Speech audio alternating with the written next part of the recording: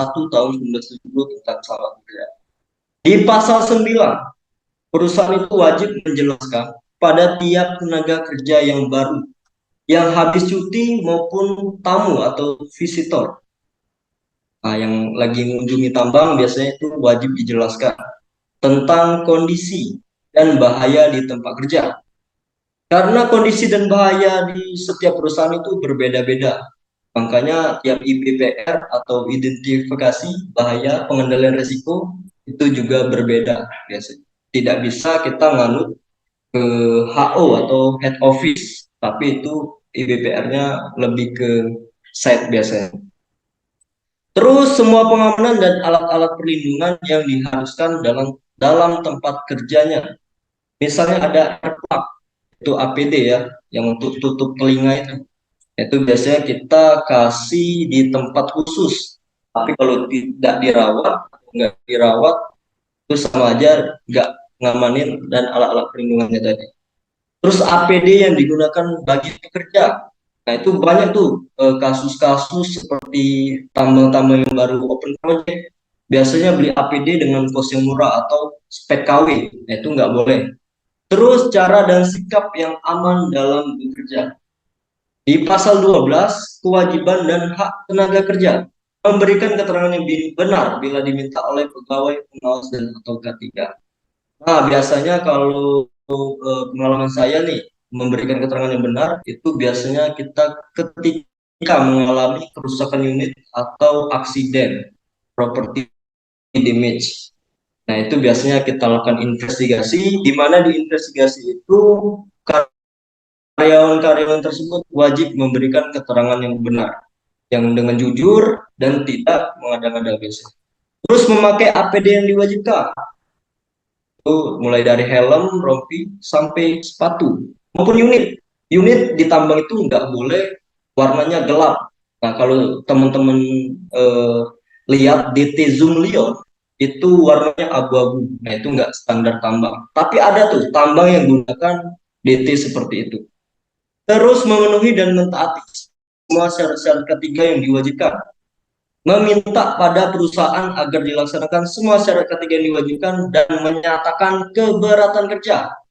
Nah, berdasarkan pengalaman saya ini banyak nih orang-orang itu karyawan-karyawan non-stop. Non-stop itu biasanya operator DT, operator EXA, itu yang ditugaskan oleh pengawasnya.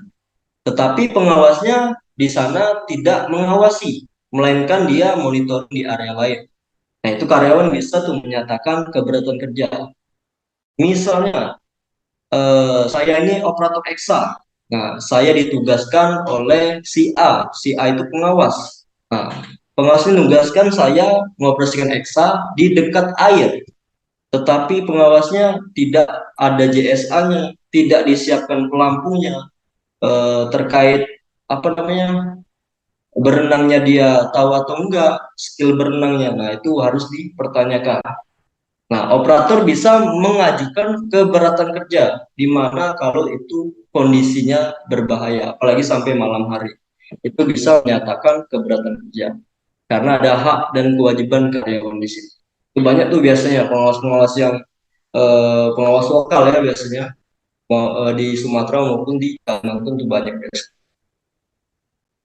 Nah, ini ada contoh nih, bahaya dan resiko. Nah, ini kita lihat dulu nih. Ini resikonya dia potensial di sini. Ini Excel lagi melakukan land clearing, teman-teman. Namanya land clearing. Nah, tapi kondisinya bahaya nih, pengawasnya nggak ada JSA di sini, nggak ada divalidasi.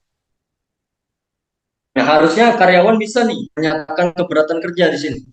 Di mana di sini dari sisi keselamatannya bahayanya, teman-teman. Nah, itu. Terus yang kedua, bahaya menggunakan ponsel, radio saat hujan. Makanya semua tambang itu wajib dimatikan kalau hujan turun atau tidak operasi biasanya. Bahaya kerja.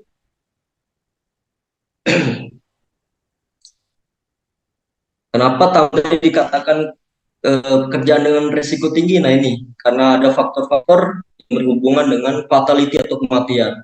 Nah itu langsung meninggal di tempat karena radio yang tidak dimatikan sama handphonenya yang tidak didaya mati.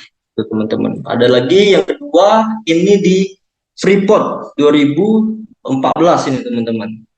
Di mana HD dengan LV pengawas. Nah ini sudah level pengawas saja bisa mengalami fatality. Nah, di sini. Nah, nanti kita evaluasi sama-sama dari video ini.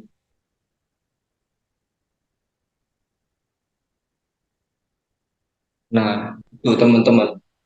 Di sini kita analisa dulu nih bahaya dan resikonya. Di sini jalan blind spot atau titik buta tentang jalan ini. Nah, jadi tugas pengawas produksi itu biasanya di awal shift, kalau di ANSAP itu melakukan inspeksi di awal shift. Jadi pengawas itu sesudah melakukan P5M keliling tuh seluruh front, seluruh disposal, seluruh low wall, pokoknya daerah-daerah yang high risk itu diinspeksi di awal shift. Nah, kalau menemukan jalan seperti ini blind spot itu biasanya langsung direkayasa. Nah, itu direkayasa atau menggunakan EXA ya, langsung dieliminasi maupun direkayasa jalan-jalan yang blind spot. Terus yang kedua, fungsi dari bendera. Nah, LV ini nggak ada bendera nih. Nah, ini yang salah. LV itu ditambang wajib ada namanya bendera atau bagi wheel. Tingginya 3 sampai 6 meter. Tujuannya untuk apa? Untuk titik jarak pandang dari AD ke LV itu bisa dilihat teman-teman. 3 sampai 6 meter. Nah, kalau nggak ada namanya bagi biasanya nggak lulus commissioning. Itu nggak bisa tuh dimasukin alat-alat seperti itu. Baik LV maupun kendaraan ringan lainnya. Dan wajib menggunakan warna silver atau warna putih. Nah itu. Terus komunikasi dua arah ini yang tidak ada. Di sini kemungkinan radionya crowded atau banyak yang digunakan. Eh, itu banyak. Terus yang kedua itu rambu mungkin teman-teman. Nah di sini nggak ada rambu. Terus ini di Beijing Februari 2023 longsor ya. Nah kalau longsor seperti ini biasanya tambang ilegal ya teman-teman. Tidak ada kajian geotek dari engineering, tidak ada plan yang memadai dari engineering, nah, dan salah eksekusi dari tim produksi biasanya. Nah, jadi teman-teman sudah lihat nih beberapa video, kenapa sih tambang itu atau di dunia tambang itu resikonya tinggi. Ya seperti inilah teman-teman resikonya. Nggak ditabrak atau kesambar petir atau rebah DT-nya kan, atau kejepit biasanya di mekanik. Nah, kita masuk ke pengenalan bahaya. Ada tipe-tipe bahaya. Yang pertama ada bahaya kimia, kimia termasuk debu. Nah, debu itu di tambang itu sudah hal yang lumrah, Pak. Gak ada tambang yang tanpa debu. Nah, bagaimana cara menghilangkan debu? Debu tidak bisa dieliminasi, teman-teman. Garis bawahi ya, atau dihilangkan. Tapi debu bisa dikurangi dengan cara yang pertama kita melakukan penyiraman. Nah, bagaimana kalau penyiramannya nggak ada, Pak? WT-nya breakdown misalnya, atau tidak berfungsi lagi mengalami kerusakan. Opsi kita biasanya mengambil mengurangi fleet. Nah, fleet itu semacam apa ya? Pokoknya nanti aku jelasin lah kalau fleet itu. Terus yang ketiga itu kita stop operasi kalau memang tidak bisa mengurangi fleet lagi. Terus bahaya fisik, ada suara bising yang tak diinginkan atau di atas ambang batas. Itu biasanya operator dozer tuh biasanya. Operator dozer yang tanpa kabin dia gunakan, nah itu biasanya suaranya bising. Getaran bolak-balik itu di unit juga biasanya. Pencahayaan intensitas terlalu terang atau silau atau terlalu gelap itu masuk ke kondisi yang tidak aman. Radiasi dari sambaran petir tadi, temperatur terlalu tinggi atau rendah, dan tekanan rendah atau tinggi. Nah, biasanya di tekanan ini Banyak perusahaan yang menggunakan ban yang second, biasanya untuk ngurangin cost. Nah, ban yang second tadi dia beli, dia melakukan pemompaan, dengan memompa ban, akhirnya banyak meledak. Banyak kasus yang seperti itu. Akhirnya mengalami fatality. Terus bahaya biologi.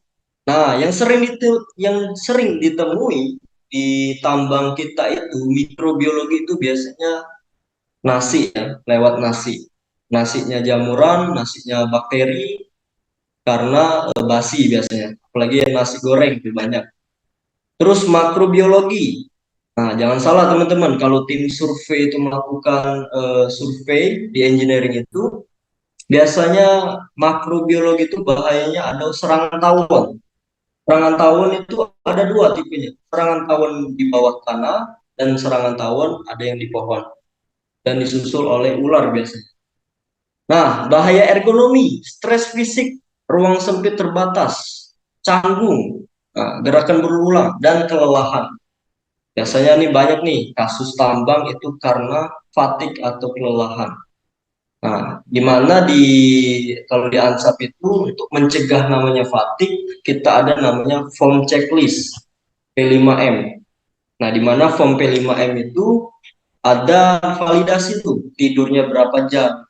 Kalau 1 jam tidurnya kita pulangkan, tapi kalau di bawah 6 jam kita istirahatkan. Di jam normal tidur 6 sampai 8 jam itu teman-teman. Terus stres kejiwaan nih, bosan, beban terlalu berat, kebingungan, kurang piknik, kurang bersyukur. Nah, kalau sudah kurang bersyukur nih, nah sudah nggak bisa lagi ya mikirkannya ya kalau kurang bersyukur. Ini biasanya banyak nih eh, teman-teman yang nggak ngambil cuti. Nah, biasanya karena ngejar apa namanya produksi tadi kan, itu sebenarnya nggak boleh juga. Tergantung dari HR-nya juga biasanya. Kalau safety nggak ngizinin, tapi dari HR ada yang seperti itu. Terus biomechanics, titik operasi peralatan atau permesinan, bahaya titik jepit, putaran kulai maupun roller. Tapi kalau di tambang itu bahaya titik jepit itu biasanya di dam truk. Nah, lagi ngedam dia, tapi safety damnya tidak diganjal atau tidak dipasang. Akhirnya mekaniknya lagi melakukan perbaikan, damnya jatuh. Biasanya kebanyakan seperti itu. Terus lanjut bahaya lingkungan sekitar. Nah, kalau sudah seperti ini, siapa mau kerja ini? Ini seperti tempat uji nyali ya. Kalau Mas Dava nih yang dari ITERA mungkin pernah nih uji nyali di sini. Nah, bahaya lingkungan sekitar itu berupa kemiringan, permukaan tidak rata atau licin, cuaca buruk, tanah berlumpur, berair, dan suasana yang gelap. Terus bahaya psikososial itu biasanya intimidasi, pelecehan. Nah, mulai ini ada cewek kan, karena di tambang itu susah nyari cewek. Jaringan nggak ada, cewek nggak ada. Biasanya kan tuh di office cewek banyak. Nah, ini ada pelecehan misalnya. Itu bahaya psikososial. Dan bahaya tingkah laku. Bahaya tingkah laku ini kalau di Sumatera itu trennya paling tinggi tuh teman-teman. Yaitu overconfident. Dia merasa, wah saya ini bisa nih bawa DT berapa ton, 30 ton, 60 ton. Nah, terlalu pede dia gunain itu. Karena dia merasa paling senior, merasa sudah melakukan apa namanya, membawa DT 60 ton di perusahaan di mana aja. Nah, dia overconfident, akhirnya dia mengalami aksiden, guys. Rebah dia karena nggak bisa lagi diomongin oleh pengawas. Nah, terus masuk ke bahaya kelistrikan. Itu biasanya pemasangan kawat atau kabel grounding system yang tidak memadai. Oke, kita lanjut nih. Pengenalan bahaya dan resiko, teman-teman. Nah, jadi bahaya itu seperti ancaman, teman-teman. Dan resiko tadi dampak dari ancaman. Nah, saya nih, teman-teman diancam sama begal kan misalnya. Ngancamnya lewat apa? Pakai pisau misalnya. Nah, itu bahaya. Tapi karena dia apa namanya itu bahaya, ancaman tadi teman-teman. Dia pakai pisau. Nah, resikonya apa? Bisa tertusuk, bisa tergores dan bisa tersayat. Itu dampak dari ancaman tadi. Nah, begitu juga dengan di bahaya resiko ditambang juga. Misalnya si karyawan A berkendara ngebut tuh, sudah ada rambu batas kecepatannya 40 km per jam. Tapi karena dia pengen ngejar ritase, ngejar produksi, target, dia ngebut tuh 60 km per jam. Nah, dari ngebut itu dia bahaya, teman-teman. Resikonya apa? Dampak dari dia ngebut tadi. Tabrak, nah, masuk jurang misalnya kan, bentur dia, nabrak maju, nabrak mundur, sampai rebah itu bisa. Itu teman-teman. Bahaya dan resiko ini berbeda. Nah, saya singgung juga nih. Ada bahaya, ada risiko, ada insiden, ada aksiden. Itu berbeda. Apa itu insiden? Insiden itu dia mengalami yang namanya kecelakaan, tapi tidak menimbulkan kerugian. Nah, itu teman-teman. Itu insiden. Misalnya, saya terjatuh, tapi saya nggak ada cedera. Nah, tapi resikonya saya malu tuh, terjatuh kan, terpleset. Itu bukan dari aksiden. Nah, malunya tadi itu yang namanya insiden tadi teman-teman. Mendapat malunya aja, nggak dapat cedera. Tetapi saya kepleset nih, jatuh terus cedera. Nah, itu baru masuk ke aksiden. Maupun dia mengalami kerugian, itu masuk juga ke aksiden. Jadi beda tuh. Bahaya, resiko, aksiden, serta insiden. Nah, ini bahaya, resiko, dan pengendalian. Nah, ada animasi di sini bahaya misalnya. Ini ada hiu di laut. Ditambah ada Mas Dava Satria di sini. Nah, itu beresiko teman-teman. Ancamannya tadi apa? Ada hiu. Nah, hiu itu nggak gigit atau nelen dia biasanya. Nah, resikonya tadi digigit maupun ditelan, mati ya biasanya. Terus pengendaliannya bagaimana? Biar tidak terjadi bahaya, Pak Irfan atau Mas Irfan. Pengendaliannya kita pakai eliminasi. Nah, seperti rumus matematika ya, seperti metode matematika ada eliminasi, substitusi ya. Kita eliminasi, kita hilangkan. Hilangkan apa bahayanya? Sudah tahu ada hiu di sini, ya jangan dideketin kan. Hiu kan bahaya ya, dimakannya kan resiko. Jadi kita hilangkan bahaya. Mas Dapa berenang di kolam renang aja yang nggak bahaya, yang nggak ada hiunya kan. Terus pengendalian kedua kita pakai substitusi. Kita ganti sumber bahayanya. Ada hiu nih. Nah, itu kan bahaya tuh. Biar nggak bahaya, ya kita ganti hiunya tadi. Dengan cara kita mandi bola kan. Nah, seperti itu teman-teman. Tetapi Mas Dava ini pengen banget nih mandi sama hiu. Ngidam dia kan, disuruh istrinya kan kalau beristri nanti. Main sama hiu dia. Kita buatkan kerangkeng atau kita rekayasa nih kerangkeng yang paling aman, paling SNI, biar dia bisa melihat hiu atau main sama hiu. Kita rekayasa, sama halnya seperti jalan yang blind spot tadi. Kita rekayasa engineering, kalau jalannya terlalu sempit, kita lebarin. Kalau jalannya blind spot itu harus kita rekayasa supaya tidak blind spot atau sudut persimpangannya kita buat 90 derajat biar tidak blind spot. Oh ya, menyikapi tentang sudut jalan itu jalan di tambang tidak boleh di bawah 60%, teman-teman.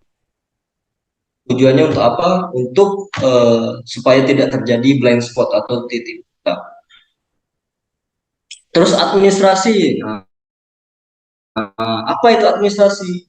Administrasi itu biasanya berupa campaign, kampanye, memberikan promosi tentang pencegahan kecelakaan. Jangan berenang di sini, Mas Dava, ada hiu. Hiu itu suka gigit. Kalau digigit bisa mati. Nah, memberikan awareness atau himbauan. Dan terakhir ada APD, alat pelindung diri. Kenapa APD ditempatkan terakhir untuk pengendalian bahaya dan resiko? Karena APD itu tidak bisa menghindari bahaya. tetapi untuk meminimalisir resiko bahaya yang ada. Fungsi dari APD. Oke ya, kita lanjut ya.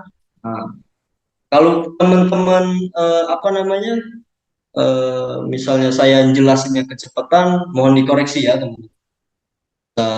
Open mic juga. Nah ini, berikan contoh bahaya, resiko, dan pengendaliannya. Nah, ini saya jawab aja ya di sini ya. Yang pertama, dari spesifikasi unitnya. Unitnya tidak ada bagi WIP. Bagaimana kita pengendaliannya? Kita lakukan rekayasa, teman-teman. Dengan cara kita apa namanya? Mengadakan bagi WIP tadi yang tingginya 3 sampai 6 meter atau bendera ya. Supaya apa? Jarak pandang HD ini termonitoring atau terlihat. Apalagi bahayanya? Jalannya. Jalannya ini tidak standar ya. Standarnya harus 3 kali lebar unit atau 2 kali minimal ya. 2 kali lebar unit sampai 3 kali lebar unit. Nah, jadi apa pengendaliannya nih? Kita rekayasa lagi nih. Kita lakukan pengendalian rekayasa dengan cara kita lebarin jalan. Nah, ini kan jalannya terlalu sempit nih. Ini muatan, ini kosongan. Nah, muatan sama kosongan, jalurnya pun sama. Bahaya nggak? Ya bahaya. Kalau jalurnya sama, itu bahaya teman-teman. Supaya dia nggak bahaya, kita kasih apa? Kasih administrasi. Rambu di tengah ini. Kita kasih median jalan. Ini bisa juga. Atau kita kasih rambu sini. Ini kosongan, ini muatan. Itu biasanya ada. Terus ini parkir sembarangan, parkir di jalur aktif. Nah, berarti kita kendalikan lewat apa? Kan bahaya tuh, parkir di tengah jalan itu. Resikonya bisa tabrak, bisa menabrak. Kita lakukan pengendalian lewat administrasi lagi, teman-teman. Dengan cara memberikan apa namanya, training kepada karyawan, jangan parkir di sini atau jangan parkir di jalur aktif dengan melalui penyampaian training safety. Nah, biasanya di ANSAP itu safety induksi itu dilakukan oleh karyawan baru, refresh pasca cuti, dan induksi untuk tamu. Itu refresh lagi tuh tentang keselamatan. Biasanya di ANSAP induksi ada 3. Dari Departemen HSE pertama kali jam 7 pagi, saya ngisi materi 2 jam, dilanjut oleh Departemen HR. Apa fungsinya induksi dari HR? Untuk menjelaskan regulasi-regulasi yang terbaru, peraturan yang terbaru. Terus yang ketiga baru induksi oleh TC jam 1:30 siang. Jadi induksi itu 1 harian penuh tuh di ANSAP. Ada 3 departemen yang mengisi. Nah, isi dari TC apa? Tentang teknik-teknik pengoperasian unit agar tidak terjadi misoperation. Ya teman-teman. Nah ini banyak nih untuk bahaya, resiko, dan pengendaliannya. Nggak ada tanggul juga di sini. Tuh, teman kita lewatin aja ya dari gambar ini. Kurasa sudah paham lah ya bahaya, resiko, dan pengendaliannya. Terus masuk nih housekeeping. Kita ngejar produksi, ngejar keselamatan, kan? Tapi tentang housekeeping, keringkasan, kerapian, keresikan, kerawatan, kerajinan itu nggak dimonitoring atau nggak dilihat. Dan sama aja kita menghilangkan safety di sana ya. Jadi di ANSAP ini kita menerapkan 5R atau 5S dalam bahasa Jepang. Seri, Seiton, Seiso, Seiketsu, dan Shitsuke. Nah biasanya ini masuk nih kuis-kuis di bulan K3 nasional atau kuis-kuis safety biasanya. Apa sih 5S itu? Apa 5R? Nah itu biasa. Oke kita masuk nih. Workshop atau tempat maintenance unit di departemen plan enak lihatnya kalau rapi seperti ini teman-teman. Housekeeping bukan hanya kebersihan, tapi juga menjadikan tempat kerja tersusun rapi. Housekeeping juga merupakan tindakan dasar dari pencegahan kecelakaan dan kebakaran. Nah, itu. Misalnya nih, ada gedung yang terbakar di sini, atau unit yang terbakar. Nah, kita bisa mudah nih nyari apar biasanya. Nah, ini apar nih misalnya, kita ambil langsung di sini.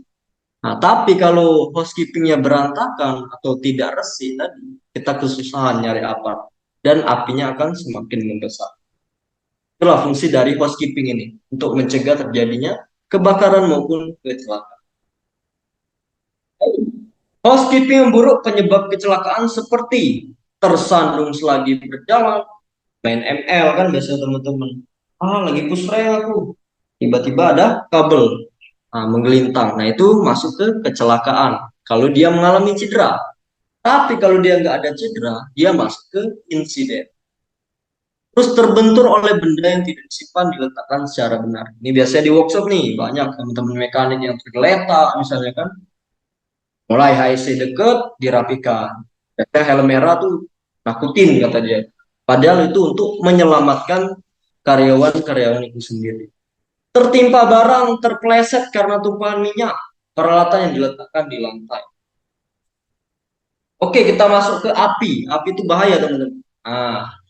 Jadi ada api. Aku hidupin nih api. Api itu kan karena terbentuk dari tiga unsur ini. Ada oksigen, ada panas, dan ada fuel yang mudah terbakar. Jadi saya ngidupin api. Api itu saya tutup pakai gelas, gelas kaca. Nah, tentu api itu mati. Karena apa? Karena tidak ada oksigen. Nah, tetapi kalau api itu ada oksigen, ada panas, tetapi nggak ada fuel atau material yang mudah terbakar, api juga akan padam atau tidak ada api. Nah, bagaimana cara memadamkan api? Ini teman-teman, kalau keadaan darurat, teman-teman ada minuman bersoda itu bisa menjadi apar sementara atau apar darurat. Apar itu apa? Alat pemadam api ringan. Caranya seperti ini teman-teman. Nah, ini ada Coca-Cola misalnya, kita kocok, kita buka dulu, kita kocok, kita semprot. Nah, tapi tergantung apinya lagi teman-teman. Kan kebakaran kelas A ya, api bisa digunakan dengan cara memadamkan dengan air. Tapi kalau api ini apinya tipe kelas C atau listrik itu tidak bisa dipadamkan lewat eh, apa namanya minuman bersoda ini. Apalagi apinya besar, kita harus pakai pendinginan atau cooling. Nih, cara pemadaman api ada tiga teman-teman. Smothering, cooling, dan station. Apa itu smothering? Smothering itu menghilangkan, memisahkan oksigen. Misalnya teman-teman terjadi kebakaran di kompor gas. Kompor tuh sering tuh regulatornya kan. Nah teman-teman jangan panik tuh. Jangan disiram pakai air, itu enggak boleh. Karena itu ada oksigennya tuh teman-teman. Tapi tutuplah oksigennya itu. Kita tutup nih oksigennya. Biar dia apinya padam. Kita tutup oksigennya dengan cara apa? Dengan pakai kain lap basah. Itu teman-teman. Terus yang kedua, cooling, pendinginan. Damkar atau pemadam kebakaran itu biasanya melakukan pemadaman api lewat cooling, pendinginan. Nah, tapi dia tidak langsung menyemprotkan ke sumber fuel atau yang mudah terbakar. Tapi dia semprotkan ke panasnya dulu, yang belum terbakar biasanya. Dia semprotkan ke bahan yang belum terbakar, yaitu cooling atau pendinginan. Yang terakhir, starvation. Tentu teman tahu nih, tren kebakaran di Bromo. Bromo itu bagaimana cara memadamkannya kemarin? Itu tidak menggunakan smothering, tidak menggunakan cooling, tapi menggunakan starvation. Menghilangkan atau memisahkan bahan bakar. Ini contohnya teman-teman ya. Bahan bakar yang belum terbakar, jadi dia dipisah. Oke, masuk ke klasifikasi kebakaran. Penggolongan kebakaran berdasarkan jenis bahan bakar yang terbakar sehingga dapat memilih media pemadam yang sesuai untuk memadamkan kebakaran. Kebakaran kelas A itu berasal dari benda padat, contohnya kayu, kertas, kain, plastik, karet, dan lain-lain. Nah, kalau teman-teman lihat tuh batu bara yang terbakar, apa sih tipe kebakarannya kelas apa, Kak? Kelas apa, bro? Itu kebakarannya tipenya itu kelas A. Berasal dari benda padat kalau batu bara yang terbakar. Nah, kelas B itu apa? Kebakaran bahan bakar cair dan gas, bensin, gas olin, solar, oli yang berhubungan dengan bahan bakar cair itu kelas B. Kelas C itu berhubungan dengan listrik, teman-teman. Arus listrik, komputer, alat elektronik, maupun panel listrik. Dan kebakaran kelas D itu berasal dari logam, biji besi, aluminium, titanium, dan kalium. Nah ini, nah yang namanya APAR.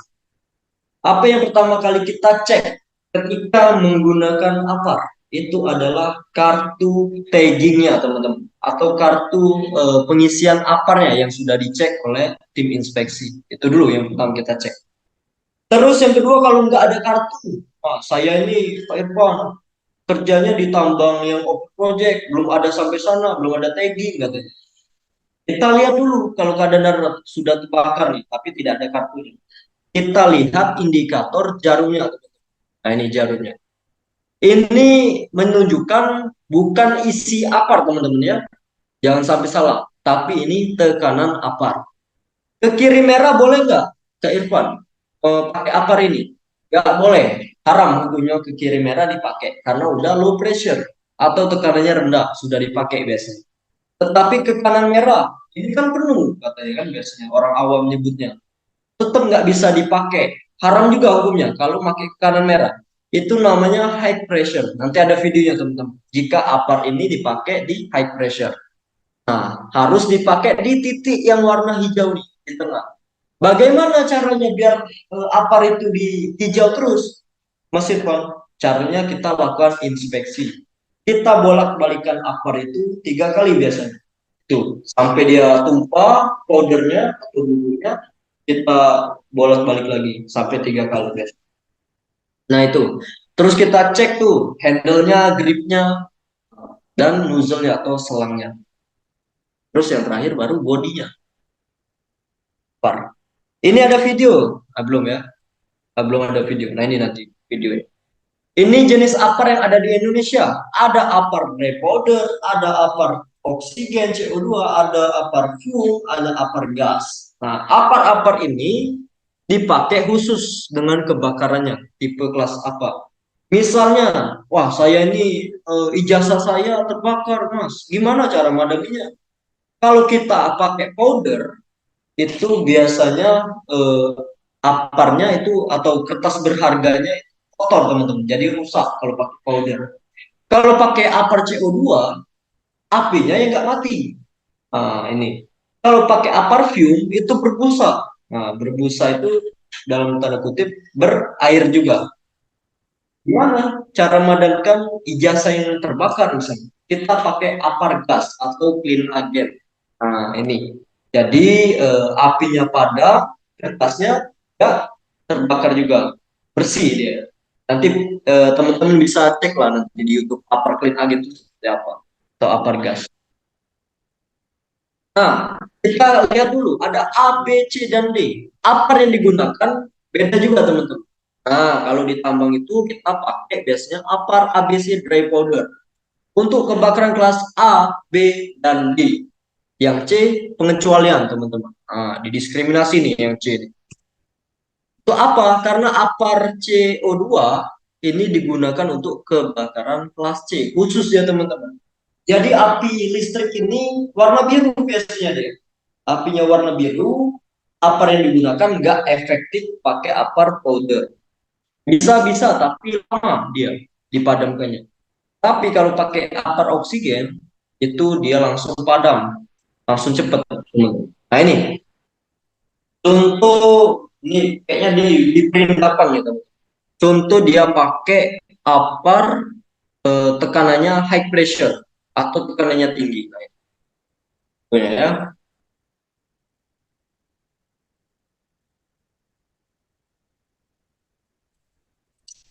Meledak dia teman-teman. Karena tekanannya tadi yang terlalu tinggi.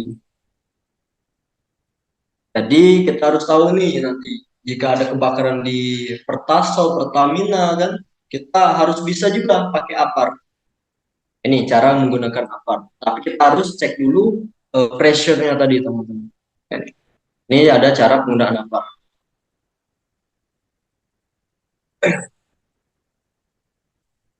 Nah, cabut dulu pinnya. Bentar-bentar.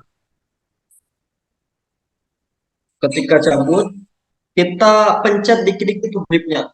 kita tekan gripnya pelan-pelan untuk melihat arah angin teman-teman.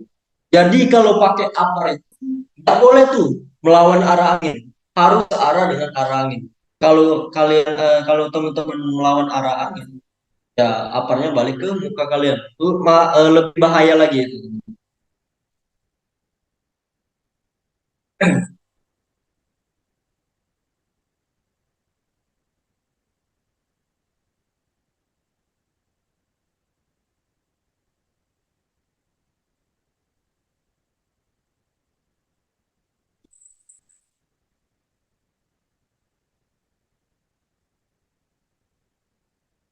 Nah, kalau teman-teman yang hobi apa namanya tidurnya di hotel kan, lagi staycation, misalnya lagi cuti, itu teman-teman kalau kejebak kayak gini, air nggak ada, apa namanya, pokoknya harus kreatif lah teman-teman. Kalau memang nggak ada air, teman-teman harus pakai kain basah. Gimana nih? Kalau nggak ada air kan nggak bisa dibasahin. Itu kita pakai metode yang paling emergensi dengan cara kita memakai air seni teman-teman. Nah itu kita harus mau nggak mau itu harus wajib kita pakai metode itu. Kalau memang nggak ada air ya.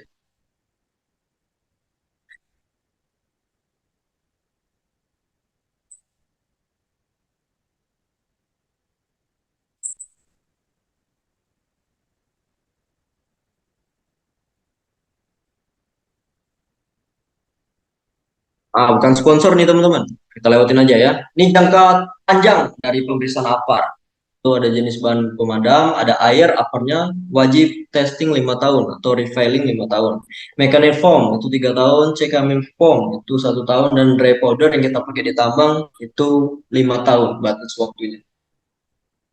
Nah, kita masuk ke manual handling. Penyakit ini biasanya banyak didominasi oleh tim mekanik atau tim helm kuning, tim orang pelang biasanya manual handling dengan cara dia mengangkat beban yang salah, teman-teman. Jadi biasanya kita ada MCU atau medical check up pada saat kita masuk ke dunia pekerjaan ke tambang itu, teman-teman. Nah, jadi di MCU itu kita baik-baik aja nih.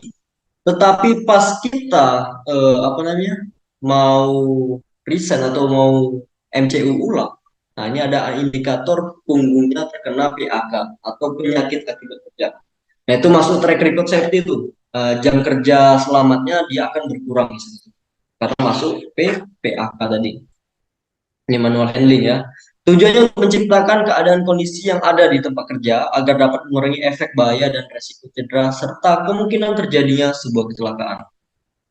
Nah, bahaya pada manual handling, mendorong, menahan, dan mengangkat beban berlebihan, memaksakan dalam mengangkat.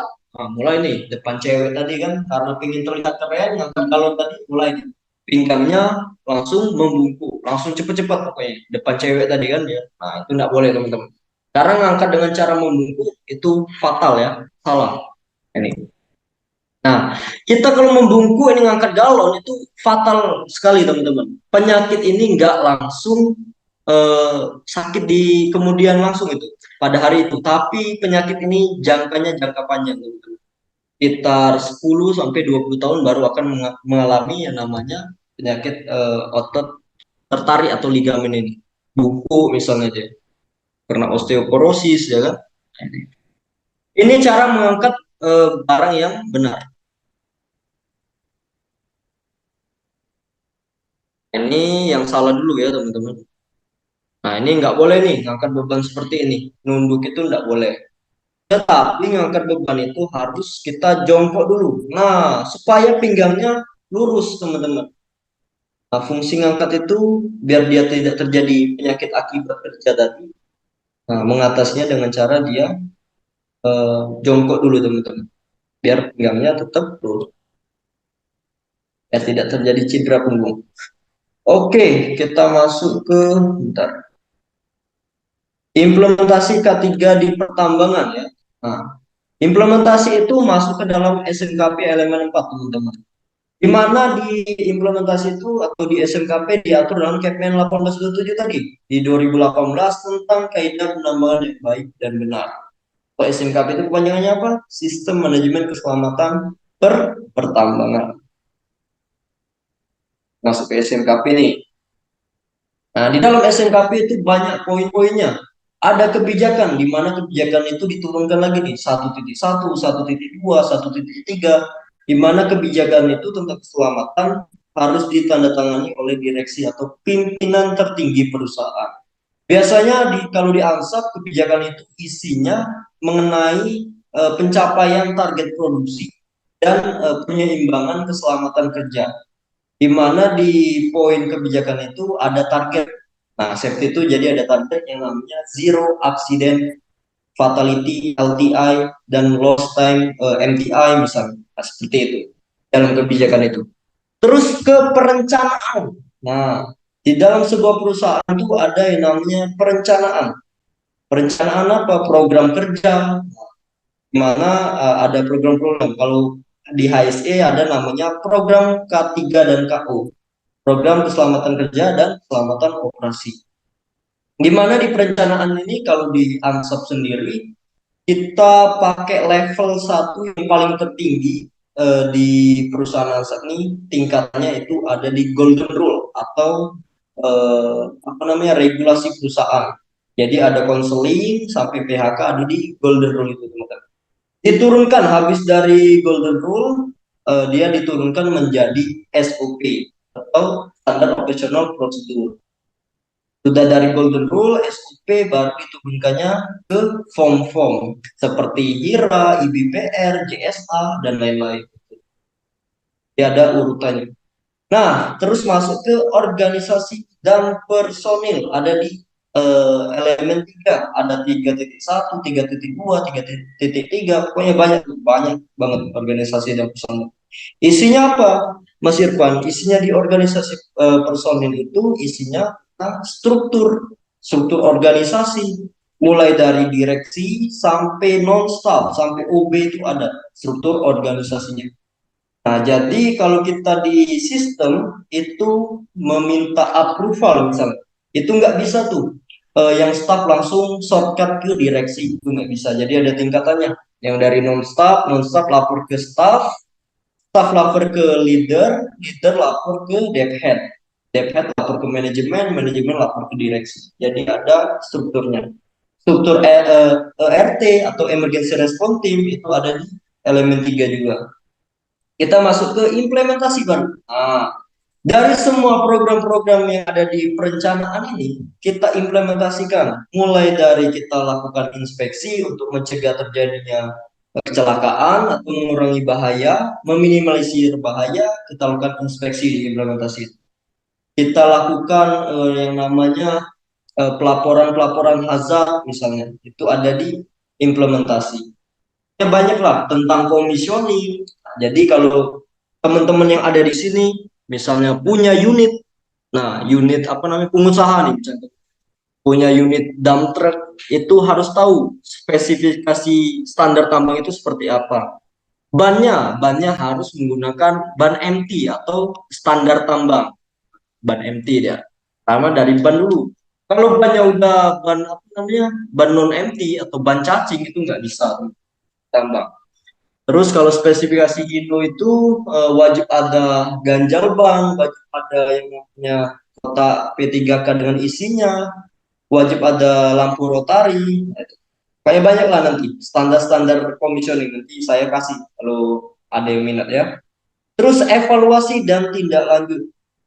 Biasanya di evaluasi dan tindak lanjut ini apa yang kita terapkan, apa yang kita implementasikan, kita report nih. Kita lakukan pelaporan di evaluasi dan tindak lanjut. Di mana di poin 5 ini kita laporkan inspeksi-inspeksi tadi melalui apa namanya, weekly report, dengan cara kita melakukan laporan mingguan, laporan tengah bulan atau midpoint, dan yang terakhir ada laporan bulanan. Nah, itu biasanya kita evaluasi dan tindak lanjut di sana. Misalnya di dalam monthly report itu ada yang namanya HSE performance, di mana statistik kecelakaan berapa banyak, trennya seperti apa, lokasinya yang tertinggi di mana, titik-titik kritikal di mana. Nah, itu dilaporkan di elemen 5. Pelaporan jatuhnya di evaluasi dan tindak lanjut. Nah, terus masuk ke dokumentasi. HSE itu banyak banget pokoknya yang tentang foto-foto untuk menjadi evidence. Jadi kalau pengawas bilang, tugas saya sini cuma foto-foto doang, nah itu salah. Foto-foto itu untuk mendukung yang namanya evidence, teman-teman. Jika nanti diaudit oleh dari tim DLH, tim ESDM, nah itu harus ada tuh dokumentasinya. Misalnya foto melakukan P5M, foto melakukan inspeksi, nah itu harus divalidasi lewat foto tadi. Yang terakhir baru tinjauan manajemen. Nah, dari hasil audit tadi, manajemen hadir di sana dan akan dievaluasi tentang SOP yang harus direvisi, misalnya. Itu tujuan dari tinjauan manajemen. Pokoknya manajemen yang atas tuh turun ke site untuk minta tuh kekurangan di set ini apa. Ini masuk ke SMKP gitu. Dan standar kompetensi, standar di ANSAF, atau standar di perusahaan tambang lah. Itu level PJO yang level paling tinggi di site pimpinan itu. Nah, kalau KTT itu lebih tinggi. Biasanya level KTT itu kepala teknik tambang, sertifikasinya dia mengantongi POP, POM maupun POU. Pengawas operasional utama. Nah, itu ya. Terus kedua level staff turun nih. Wajib mempunyai ahli K3 umum maupun pengawas operasional pertama atau POP. Level operator. Nah, kalau standar ANSAF itu wajib mempunyai SEM BDO umum. Nah, tetapi kalau untuk EXA itu wajib mempunyai SIO. SIO EXA, SIO dozer, SIO grader, dan alat berat lainnya. Dan mekanik wajib ada namanya BMC sertifikasinya. Basic Mechanic Course. Yang kelima ada trainer. Trainer itu untuk mentrainingkan anak-anak seperti FBDP, ya kan, mentrainingkan anak-anak driver misalnya. Nah itu wajib adanya namanya training of trainer. Dan ada kejuruan, jurulas. Jadi seorang welder itu nggak apa namanya, nggak random dia teman-teman. Asal-asalan kan misalnya nyomot di jalan misalnya, las-las jalan itu nggak bisa, tapi wajib ada namanya kejuruan juru las, juru listrik, juru ledak kalau ada blasting, dan juru ukur karena disurvei. Nah, cara apa namanya biar standar kompetensinya ini nggak ditipu gimana Mas Irfan? Kan banyak tuh pelatihan-pelatihan tapi ujung-ujungnya nggak terregister teman-teman sertifikasinya. Nah, teman-teman kalau mau ambil sertifikasi ini ambillah di apa namanya webnya punya SDM teman-teman yang sudah tersertifikasi di sana. Di mana di dalam web SDM itu ada namanya aplikasi Raisa. Nah, di Raisa itu ada tuh banyak. Mau POP, mau POM itu ada semua yang sudah terstandar dan sudah terverifikasi. Itu teman-teman. Saran dari aku ya. Ambillah di SDM. Biasanya dia BNSP keluarnya. Ini alat-alat keselamatan atau alat pelindung diri. Mulai dari helm, mulai dari wajah, mata, pendengaran, tangan, pernafasan, kaki, itu badan atau terjatuh, dan rompi pantul. Nah, karena dia merasa apa namanya starboy tadi kan, starboy dia pengen apa kerja di tambang tapi starboy dia pakai jaket, jaket yonglek warna hitam dia teman-teman. Masuk tambang lah dia tanpa menggunakan rompi reflektif. Nah, apa akibatnya? Yang pertama bisa ketabrak karena tidak ada pantulan cahaya. Yang kedua, kamu ada apa? Manisnya. Yang kedua bisa ketabrak. Yang pertama bisa ketabrak, kedua ya tertabrak lagi teman-teman. Karena fungsi dari reflective face itu untuk itu tadi, memberikan cahaya pantulan tadi teman-teman. Nah itu, jadi jangan sampai ya ketambang pakai warna hitam itu gelap ya teman. Nggak bisa pen berwarna hitam masuk ke tambang. Nah ini di perindapan teman-teman. Senang lah kalau lihat warga perindapannya, teman-teman di sini ya, mulai MotoGP kemarin ya, mulai dari gunakan helm keselamatan. Nah, sudah nggak standar, nah ini kan timpa langsung bocor kepalanya. Fungsinya untuk apa? Melindungi kepala dari benda keras, pukulan, dan benturan. Melindungi kepala dari panas serta kebakaran, dan melindungi kepala dari kotoran, debu, atau tangkapan mesin yang benda berputar. Ini banyak nih animasi-animasi tentang pentingnya helm itu. Apalagi kalau teman-teman bawa motor, biasanya kan ada polisi aja pakai helm, nah itu salah. Kemanapun harus pakai helm, mau jaraknya dekat, mau jaraknya jauh, wajib banget teman-teman pakai helm. karena vital ya kepala ini, eh, fatal ya kalau terjadi sesuatu. Nah, ini tidak ada lubang atau dilubangi yang standar. Suspensinya 1,25 inci. Jelas tuh, ada logo perusahaannya, posisi dan lain-lain. Simpar dengan benar, dirancang menerima beban lebih kecil, dites dan memiliki sertifikasi, dan tidak ada batas expired. Untuk kami mengajukan yang namanya APID, biasanya di ANSAK tuh langsung dites teman-teman. Langsung dijatuhkan helm itu dari lantai yang paling tinggi. Nah, biasanya. Terus kita rekam dan kita sampaikan ke manajemen. Nah ini Pak, helm ini SNI nih. Kita lempar dari atas, kita jatuhkan, dia tidak hancur. Gitu. Kita harus ada yang namanya pengecekan misalnya. Karena ada tambang yang open project itu saya pernah ya ada dikasih sepatu king tapi KW pakai baru 2 bulan itu langsung robek. Nah itu telapak kakinya teman-teman. Tambang-tambang yang baru open project biasanya. Nah ini pengelasan ya dia. Apa aja nih bahayanya? Nggak pakai tameng las, nggak pakai face shield, nggak pakai sarung tangan. Nah ini bahaya banget ya teman-teman. Fungsinya apa untuk menggunakan face shield atau kacamata las itu? Melindungi wajah dari debu, uap air panas, lontaran benda-benda kecil, serta lontaran benda-benda panas, pengaruh cahaya maupun pengaruh radiasi. Tahu nggak teman-teman, kalau pekerjaan pengelasan itu fatal banget ya, kalau dia nggak pakai celana jeans. Jadi kalau lagi ngelas itu, orang-orang yang tersertifikasi atau orang-orang yang sudah mendapatkan pelatihan, biasanya dia nggak apa namanya nggak pernah nggak pakai jeans teman-teman.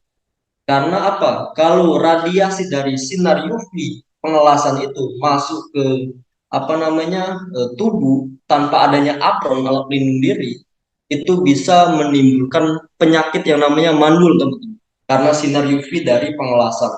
Nah jadi kalau ada tetangga misal di rumah lagi ngelas pakai boxer, itu tegur aja teman-teman. Karena itu apa namanya pengalaman saya di tambang ini yang menceritakan ya bahwa ada memang kejadian nyata ini teman-teman yang akhirnya dia mempunyai penyakit mandul akibat pengelasan tadi sinar UV-nya langsung masuk ke tubuh itu. Terus ada air plug ini namanya, air muff, air plug, air muff biasanya apa ruang lingkup dipakai air plug ini dengan kebisingan. Kalau air plug ini bentuknya teman-teman kecil ya, mengurangi intensitas suara hingga 10 sampai 15 dBA. Tutup telinga atau air muff biasanya agak besar tuh dia. Kayak yang dipakai e-sport itu PUBG, Mobile Legend misalnya kan. Kayak yang dipakai EVOS di Chance itu dia pakai air muff namanya. Terus penggunaan air muff dan air plug secara bersamaan dapat mengurangi tingkat kebisingan maksimal hingga 50 dBA.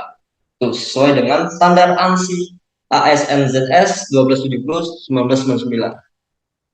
Hand glove, sarung tangan, dan safety shoes. Udah dikasih sepatu, tapi nggak dipakai dengan benar. Pengen cepet-cepet tadi kan? Itu salah. Nggak boleh teman-teman pakai sepatu yang fungsinya disalahgunakan. Apa fungsi dari sarung tangan? Lindungi jari dan tangan dari potensi cedera ringan. Nah ini. Kita pakai sarung tangan, misalnya tegores, masih lah nyaris. Jari itu nggak putus kalau pakai sarung tangan. Tapi kalau kayak gini, dia dengan telanjang, kalau nggak putus jari itu banyak sampai meninggal juga bisa terkena gerinda tadi ya. Dan tipe sarung tangan tergantung jenis pekerjaannya. Jangan juga pakai sarung tangan kiper itu ya untuk main bola itu nggak bagus ya, nggak safety. Terus safety shoes melindungi jari kaki telapak kaki dari potensi cedera ringan. Nah ini masker. Nah ini pengelasan tadi teman-teman. Nah seperti bapak ini, nah, kasihan banget nih karena dia belum tahu tuh fungsinya tameng tadi, fungsinya apron tadi seperti apa. Masker digunakan untuk pekerjaan yang menimbulkan debu. Biasanya di Ansap itu kita kasih masker yang dikasih itu orang-orang yang berada di luar kabin teman-teman. Tapi kalau yang di dalam kabin nggak dibagi masker karena dia di dalam unit aja. Maskernya apa yang digunakan di Ansap? Itu masker karbon biasanya teman-teman. Itu respirator, seperti ini bentuknya. Nah, Bayangkan teman-teman kalau ngelas nggak pakai yang namanya masker. Nah, ini rambut manusia atau human hair.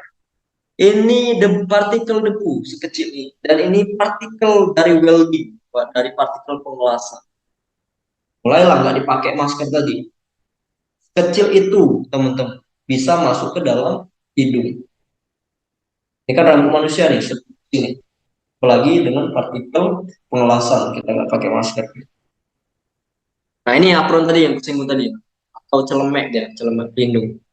Wajib banget nih, walaupun kayak robot berat itu wajib dipakai, walaupun nggak nyaman. Memang pakai safety itu, kelengkapan safety memang nggak nyaman teman-teman. Jujur ya itu. Kalau yang nyaman itu safety juga ada, tapi mahal biasanya. Tapi ini wajib banget. Ngelas, dia ngegerinda, wajib pakai apron. Gitu. Tidak dapat digunakan pada pekerjaan terdapat mesin atau benda berputar. Karena berat ya lumayan. Dan digunakan untuk pekerjaan lemas. Nah ini body harness. Biasanya di ansap itu kalau melakukan pekerjaan ketinggian lebih dari 3 sampai 5 meter, wajib ada namanya eh, apa namanya JSA namanya, atau Job Safety Analysis maupun instruksi kerja IKA. Di mana di dalamnya IKA itu wajib adanya body harness. Kalau kata body harness, kalau nggak ada body harness itu biasanya kita stop operasi, tidak boleh melakukan pekerjaan itu. Dan wajib digunakan ketika pekerjaan dengan ketinggian minimal 180 cm. Nah, safety vest, nah ini rompi pantul tadi wajib digunakan ketika bekerja pada area. Nah, kita masuk ke metode investigasi. Tadi sudah APD dan sekarang tujuan investigasi atau metode investigasi. Jadi tujuan investigasi itu apa? Ini harus digarisbawahi teman-teman. Tujuan investigasi itu bukan mencari siapa yang salah, siapa yang benar, tapi tujuan investigasi itu mencari root cause, penyebab, akar penyebab masalah itu biar tidak terjadi di masa yang akan datang. Itu teman-teman. Tujuan dari investigasi. Nah, biasanya saya tegaskan ya teman-teman, investigasi untuk apa? Supaya apa? Kita melaporkan laporan investigasi itu bisa menyangkut hidup seseorang, teman-teman. Karena apa isinya di dalam investigasi itu ada yang namanya punishment. FT bisa nggak ngasih punishment? Tentu bisa, bukan HR aja yang bisa ngasih punishment. Jadi ketika teman-teman nanti apa namanya masuk ke dunia tambang menjadi pengawas, teman-teman itu nanti kalau nggak ada fakta-fakta di lapangan atau sudah hilang TKP-nya, itu bakal susah teman-teman untuk investigasi. Nah, misalnya saya kasih contoh nih, ada kecelakaan, dia nabrak maju, kerusakan unit, penyok misalnya, kacanya pecah. Nah, itu kan kerugian perusahaan tuh. Tetapi fakta-fakta TKP-nya hilang misalnya, atau sudah dipindahkan TKP. Nah, itu nggak boleh teman-teman. Jadi kalau sesudah apa namanya mengalami aksiden, itu barang atau unit tidak boleh diparkirkan, tidak boleh dipindahkan sampai tim safety atau tim pengawas itu hadir. Jadi untuk mengambil data-data foto-foto di lapangan tadi. Akibatnya kalau data-data fakta-fakta di lapangan itu tidak ada, susah untuk mencari root cause penyebab kejadiannya itu seperti apa. Dan laporan yang dibuat akan awam-awam menurut keterangan dari tim komite. Nah, yang tadinya dia benar bisa jadi salah teman-teman. Yang bisa jadi salah juga bisa jadi benar karena faktanya hilang. Nah itu. Tapi kalau dia fakta-faktanya ada, tentu investigasi itu berjalan dengan lancar. Jadi kita mempunishment orang juga nggak zolim kita. Tapi kalau faktanya hilang, kita sama aja zolim teman-teman. Apalagi sampai PHK ya teman-teman. Nah itu. Terus metode investigasi kita pakai yang pertama gunakan metode 5M, manusia atau orangnya. Yang kedua ada metode cara kerja yang salah biasanya. Dia melanggar prosedur teman-teman. Yang ketiga ada machine atau mesin. Adalah kerusakan mesin atau peralatan. Nah, biasanya mekanik itu ngejar target ya. Target dia bukan target batu bara, melainkan target PA dia teman-teman. Jadi ngejar target PA akhirnya diprediksikan unit itu. Nah, itu kan biasanya fatal ya hal yang seperti itu. yang harusnya memang benar-benar diperbaiki karena pengen cepat, akhirnya rusak unitnya. Yang keempat ada material atau bahan yang berbahaya. Bahan-bahan yang berbahaya yang mudah meledak, misalnya kita analisis. Dan ada mother nature atau lingkungan kerja. Terus di mana kalau di Ansap itu kalau ada aksiden kita langsung nih undang saksi langsung. Kita buatkan berita acara kronologi seperti apa langsung di sana. Kita lakukan investigasi di lapangan langsung. Nah, biasanya sudah habis di lapangan kita investigasi kembali di kantor supaya fakta-fakta di sana nggak hilang. Dan pelaku serta pengawas untuk melakukan wawancara. Wawancaranya diundang satu-satu. Pelaku diundang, suruh masuk. Sudah pelaku diundang, baru korban. Korban diundang, baru saksi. Terus kumpulkan fakta-fakta lapangan, bukti berupa dokumentasi. Nah, dokumentasinya apa? Misalnya jejak pengereman, red jalan, kemiringan jalan, apalagi ya. Banyak lah pokoknya. Pakai apa persneling berapa, dia menggunakan speed berapa. Nah, itu harus didokumentasikan semua untuk fakta-fakta lapangannya. Terus pemeriksaan data, cross check masa kerjanya. Bener nggak dia nih masa kerjanya 1 tahun, 2 tahun? Nah, kita cari. Biasanya dari masa kerja itu bisa kita ngerucutkan penyebabnya. Terus pengalaman kerja, dari mana aja dia bawa unit apa aja biasanya kan, dan history training. Nah biasanya ada tuh skill up, jadi dia naik level nih teman-teman. Nggak apa namanya, nggak mentok di sana, nggak stuck ya. Misalnya dia dari driver sarana, dia bisa naik ke DT dia teman, atau naik kelas. Itu kita cross check trainingnya. Dan analisa peralatan dan mesin. Kita cek dia melakukan P2H enggak atau melakukan perawatan harian dia ya, pemeriksaan perawatan harian. Dan periksa TKP, kita cek analisa root cause yang terakhir atau analisa penyebabnya seperti apa dan rekomendasi perbaikannya seperti apa. Biasanya kalau di Ansal dia harus di standby-kan dulu, nggak boleh bekerja sampai laporan itu selesai, biar jerah dia teman-teman. Kita lihat piramida kecelakaan. Kenapa di Freeport 2014 tadi di video dia bisa mengalami yang namanya fatality? Kemungkinan pradugaan nermis atau hampir terjadi kecelakaan, tetapi dia ada pembiaran di sana, teman-teman. Nah, jadi sekelas Freeport aja bisa mengalami fatality kan? Karena ini terjadi nermis. Nah, kejadian yang hampir terjadi, misalnya hampir tabrakan, hampir masuk jurang tapi nggak ada report, nggak ada dilaporkan. Allah nggak ada kerusakan aja, nah itu yang salah teman-teman. Sekecil apapun itu bahaya atau sekecil apapun itu nermis, itu wajib dilaporkan. Kita di Ansap itu ada pelaporan nermis sekitar 2 case bulan ini. Aksiden kerusakan properti. Nah mulai nih ngerucut dia teman-teman. Kalau ini nggak dicegah, dibiarin aja dia mulai ngerucut kerusakan properti atau kerusakan ringan unit itu.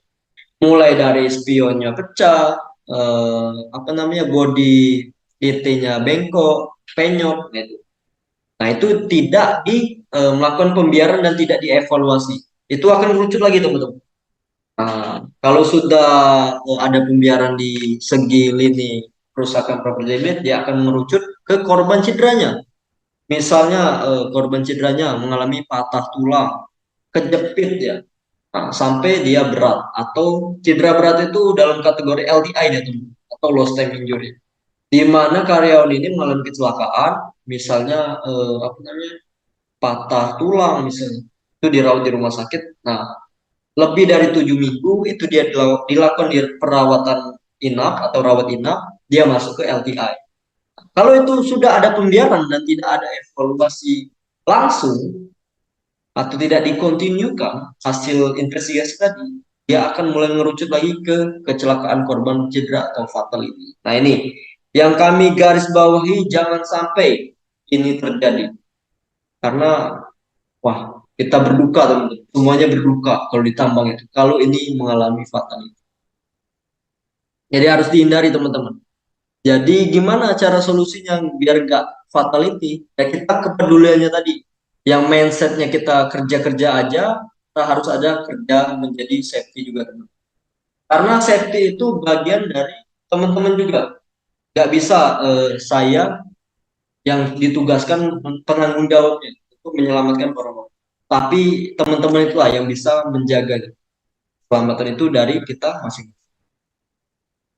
Nah, ini rencana tanggap darurat. Ini di ANSAF kita pakai yang namanya alur prosesnya seperti apa. Kita misalnya ada insiden situasi darurat. Nah, ini kita laporkan ke group leader atau foreman, pengawasnya. Pengawasnya melapor ke emergency call. Biasanya di helm-helm itu ada tuh emergency call kita. Di bagian belakang helm kita ada emergency call. Terus habis sudah dilaporkan emergency call, si pengawas misalnya pengawas produksi melapor lagi ke HSE. Nah, dari HSE ini akan melapor ke KTT langsung dan dari group leader ini bisa langsung ke PJO, pimpinan tertinggi di site. Nah, sesudah dilaporkan semua, barulah muncul yang namanya ERT atau Emergency Response Team yang sudah kita bentuk serta para medisnya. Apabila dia sudah bisa dilakukan pertolongan pertama menggunakan first aid, dia tidak akan dirujuk ke rumah sakit, tapi tetap bisa nelal dan bisa langsung kerja. Nah, tetapi kalau dia memang membutuhkan pertolongan pertama yang harus menuju ke rumah sakit, dia akan mengkontak yang namanya Departemen HCGS. HCGS itu biasanya untuk kebutuhan support kita, Human Capital General Service atau support. Nah, ini ketika memang dilakukan dirawat inap, nah itu masuk ke kategori LTI atau lost time injury. Jam kerjanya sudah hilang. Kalau dia dirawat selama 1 minggu, 3 hari, hilang. Mohon maaf, saya izin mengingatkan Kak, waktunya tinggal 3 menit lagi. Oke, oke. Ini bentar lagi kok. Aman, aman. Oke, terus masuk dalam SMKP elemen 5, evaluasi dan tindak lanjut, di mana di SMKP pelaporan itu kita melaporkan weekly report, month, laporan pertengahan bulan, monthly report, laporan bulanan, zero accident mindset report, di mana kita cegah kecelakaan itu dengan continue mengirimkan zero accident mindset report dan P2K3 report. P2K3 ini panitia keselamatan kerja ya, yang akan reportnya ke Kemenaker, teman-teman. Nah, ini diatur dalam lampiran 2 Keputusan Direktur Jenderal Minerba dan Batubara nomor 185 Kepdirjen K3704 DJP 2019, di mana monitoring, kontrol, dan audit kembali ke dokumen SMKP elemen 1 sampai 7. Jadi audit di tambang itu nggak jauh-jauh dari SMKP. Nah, ini contohnya teman-teman, aku buka aja. Nah, nggak bisa deh. Tapi pokoknya dia dari elemen 1 sampai elemen 7 ini mencakup dengan kebijakan bisnis prosesnya seperti apa, IBPR, sampai dia ke SOP. Teman-teman, untuk safety, monitoring, kontrol, dan audit. Dia nggak jauh-jauh dari SMKP elemen 1 sampai 7. Nah, komunikasi safety bisa melalui apa? Bisa melalui safety induksi. Safety induksi tadi sudah saya sampaikan, karyawan baru, pasca cuti, maupun site visit tamu. Yang ketiga ada pertemuan safety komite, di mana di safety komite ada meeting namanya, meeting mingguan maupun meeting monthly. Terus IKH, apa itu IKH? Instruksi kerja harian, di mana sebelum mulai kerja pengawas-pengawas dikumpulkan lalu membentuk planning. Nah, sudah ada planning, nanti eksekusi sama-sama pengawas. Dan ada IKH lanjutannya di akhir shift untuk memvalidasi dari planning tadi. Dan melalui campaign, memberikan kampanye dan inspeksi bersama untuk komunikasi. Oke teman-teman, mungkin itu saja yang bisa saya sampaikan ya. Kurang dan lebihnya mohon maaf karena saya manusia juga, manusia yang biasa nih teman-teman, yang nggak luput dari kesalahan. Kalau ada pertanyaan silakan teman-teman. Silakan Mbak, saya kembalikan ke MC ya. Baik, terima kasih atas penyampaian materinya oleh Kak Irfan Nurhadi, sangat informatif ya. Saya ingatkan kepada teman-teman peserta Zoom, silahkan mengisi link absensi yang telah di-share di chat Zoom. Silahkan diisi. Sembari mengisi absen, silahkan apabila ada yang ingin bertanya, silahkan untuk raise hand, atau dapat juga mengetikkan pertanyaannya di chat Zoom.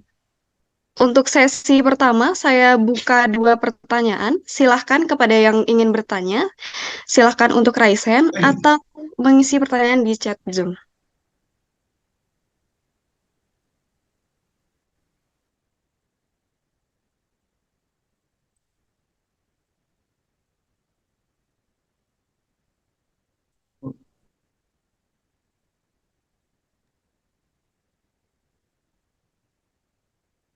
Yang pertama, mungkin saya persilahkan kepada Saudara Suryadi Akmal Wijaya untuk menyampaikan pertanyaannya.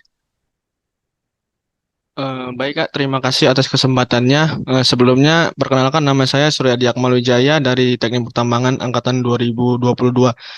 Nah, pertanyaan saya mengenai yang pertama tadi kan, di pengenalan aktivitas pertambangan dan risiko, di situ dikenalkan bahaya psikososial, yaitu yang mengenai intimidasi, pelecehan, bullying, dan trauma.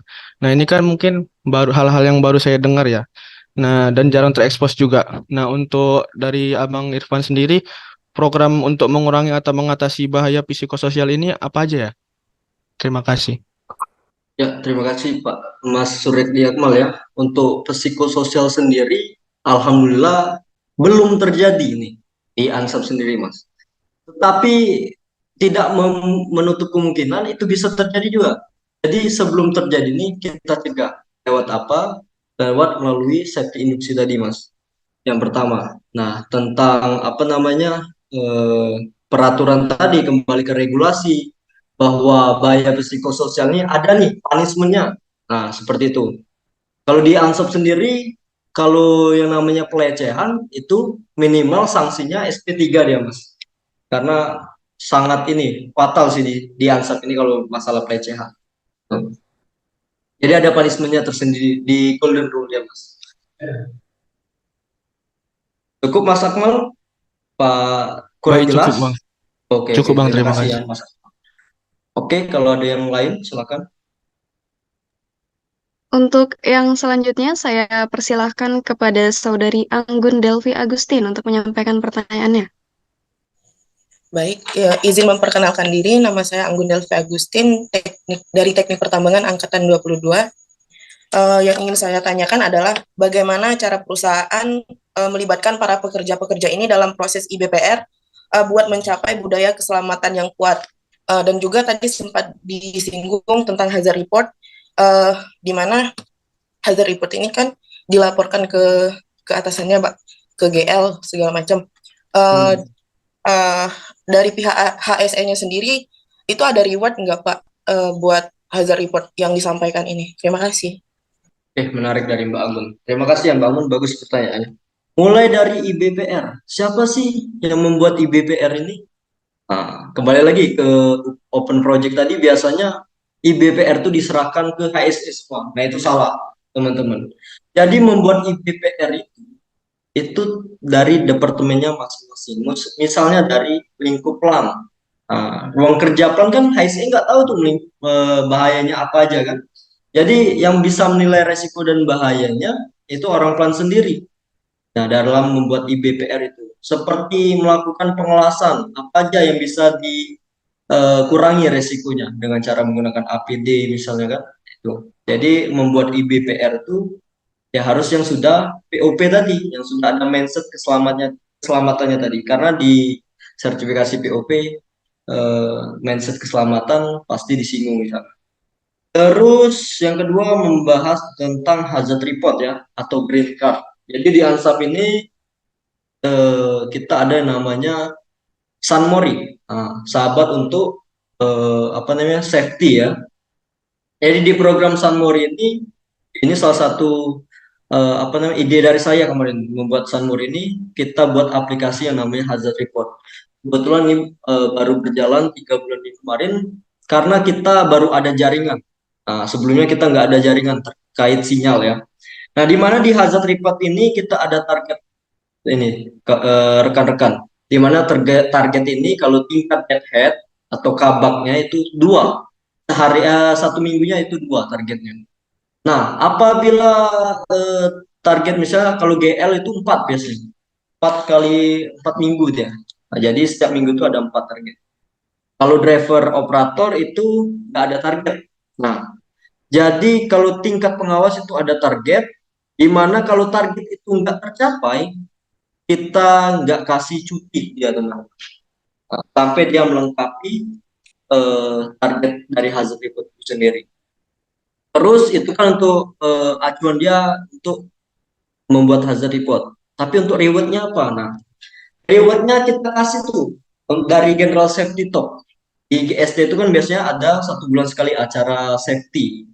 yang ada pembagian hadiah. Di GSD itu kita kasih tuh karyawan dengan hazard report terbaik atau hazard report dengan resiko-resiko tertinggi yang kritis lah yang dia analisa atau yang dia laporkan. Terus yang kedua, apabila departemen produksi misalnya nggak tercapai dari hasil target, dia akan kami kasih helm warna coklat itu Mbak Enggun. Jadi kami kasih helm coklat untuk kapaknya atau DPR. Itu sih dari hazard report dan IBPR Mbak. Kalau kurang jelas silakan dipertanyakan lagi. Gimana Mbak Enggun? Jelas Pak, terima kasih. Oke, siap sama-sama. Ada lagi? Baik, terima kasih untuk pertanyaannya. Untuk pertanyaan selanjutnya, mungkin bisa kepada Saudara Taurang, saya persilahkan. Terima kasih untuk waktu dan kesempatannya. Izin saya Taurang, tim 119374118 dari Teknik Pertambangan Angkatan 2019. Sebelumnya suara saya kedengaran nggak ya? Kedengeran nih Mas Tor. Oke, terima kasih Mas untuk waktunya. Sebelumnya saya ingin bertanya, kemarin waktu saya magang dan lain-lain, itu kan saya kebetulan di Sulawesi ya, di tambang nikel, di salah satu perusahaan tambang nikel. Dan memang di sana standarisasi dari mengenai K3-nya itu memang sangat minim gitu. Yang punya Mungkin Cina itu ya? kenapa Mas? Punya Cina bukan? Saya kebetulan saya waktu itu magang di kontraktornya, salah satu kontraktornya. Mm-mm. Memang owner dari lahan itu, Uyupnya itu atas nama Cina gitu. Nah itu nggak kaget Memang sih. nikel. Ya. Ya, Mungkin terus Mas. pertanyaan saya, ada nggak Mas aspek-aspek yang mungkin harus dipelajarin atau kita kembangkan dalam menciptakan suatu budaya atau safety culture itu Mas? Karena kan kita yang saya rasakan di sana, safety culture dari K3 itu sendiri untuk di bidang HSE-nya itu benar-benar sangat minim atau bahkan mungkin tidak ada gitu. Karena ya tambang koboi, maaf katanya kayak gitu, tambang koboi. Nah, kira-kira ada nggak sih Mas aspek-aspek yang memang harus kita tanamkan itu mulai dari mana untuk membangun budaya aspek safety culture itu? Seperti itu Mas, terima kasih. Terima kasih Mas Torang pun. Ini saya pernah juga nih kerja di tambang yang open project, tapi bukan Cina ya. Nah, jadi di mana di tambang itu habitnya lumayan hebat teman-teman. Ada yang dump truknya nggak layak tapi tetap dioperasikan. Jadi seolah-olah manajemen mereka itu tutup mata. Nah, itu bagaimana cara kita mengubah itu? Itu nggak bisa langsung nggak bisa langsung cepat ngubah itu. Karena ngubah habit itu wah lumayan ini ya, lumayan susah Mas. Jadi gimana kita caranya menanggulangi itu? Yang pertama dengan memberikan campaign kita. Itulah tujuan dari campaign, memberikan pesan-pesan keselamatan, memberikan spanduk-spanduk keselamatan tujuannya. Nah itu seperti itu. Kalau dari pendekatan biasanya kita cairkan tuh suasana. Kita sampaikan melalui safety talk misalnya. Karena orang-orang seperti itu akan lambat laun akan akan luluh juga Mas. Kalau kita cerewet terus lah istilahnya.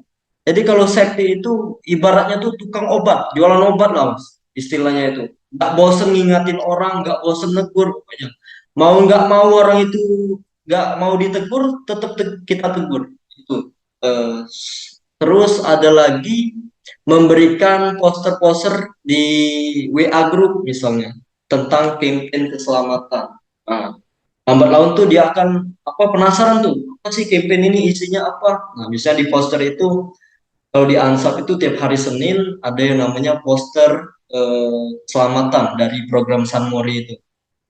Di poster itu ada teknik loading yang benar, cara menggunakan APT yang benar, dan lain-lain.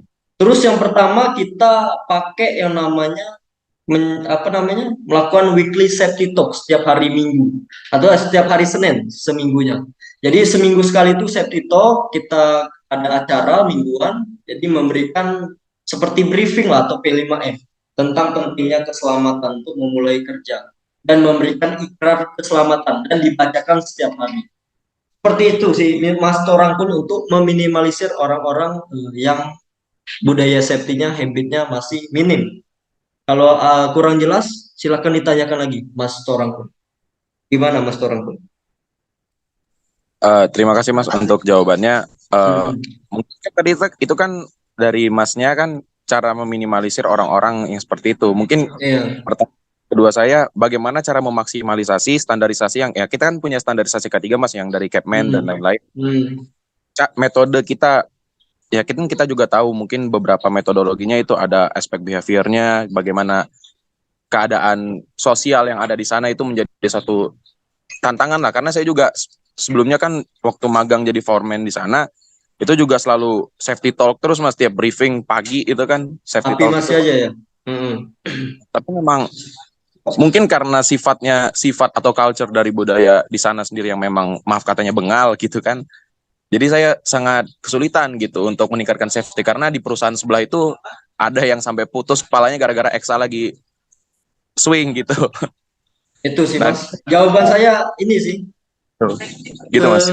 Kembali ke manajemennya lagi Mas. Atau direksinya maunya seperti apa. Kalau dia memang mengoptimalkan produksi tapi menutup mata tentang safety, ya udah kita resign aja Mas. Itu sih. Nggak bisa seperti itu manajemennya. Karena kita dari komitmen itu, dari manajemen, kalau kita sudah komit, tapi kalau manajemen nggak komit, sama aja kita sia-sia Mas. Untuk ngurangin yang namanya orang-orang yang seperti itu. Seperti itu sih Mas Torang pun kembali ke manajemen.